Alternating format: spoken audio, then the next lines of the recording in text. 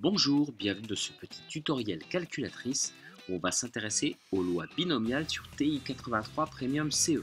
Donc ici on s'intéresse à une variable aléatoire x qui suit une loi binomiale de paramètres n et p.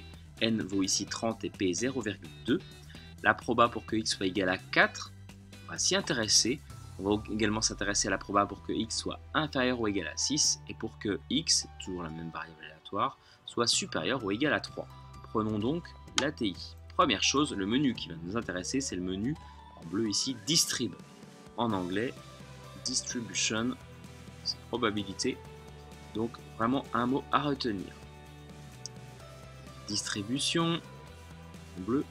Et donc, ici, ce qui va nous intéresser, on va être obligé de descendre, c'est les menus A et B. Donc, binôme FDP et binôme FREP. Le A correspond à égal. Binôme FDP, c'est ça. Donc, à retenir. Et binôme FREP, c'est inférieur ou égal. Comment on va gérer le supérieur ou égal? Du coup, par une petite entourloupe.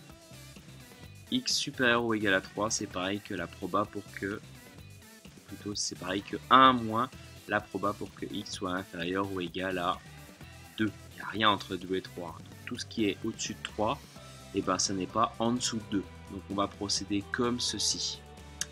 Alors, allons-y, commençons par le premier. On va dans binôme FDP. On nous demande le nombre d'essais n, 30.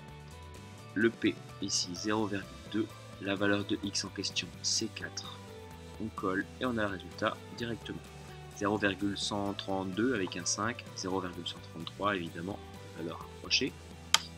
La deuxième, que x soit plus petit que 6. On bascule dans Distrib. C'était le B, mais je redescends quand même, histoire d'être sûr, et de vous remontrer FREP. Donc, toujours 30, toujours 0,2.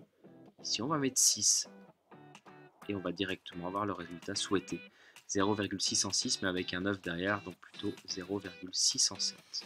En revanche, pour la dernière, et j'insiste un peu sur celle-là, je pourrais réutiliser ce que j'ai avant là, mais je retourne encore une fois dans Distrib et sur B, binôme FREP. Donc là, 30, 0,2, parfait, la valeur de x, je vais me mettre 3, mais je vais mettre 2.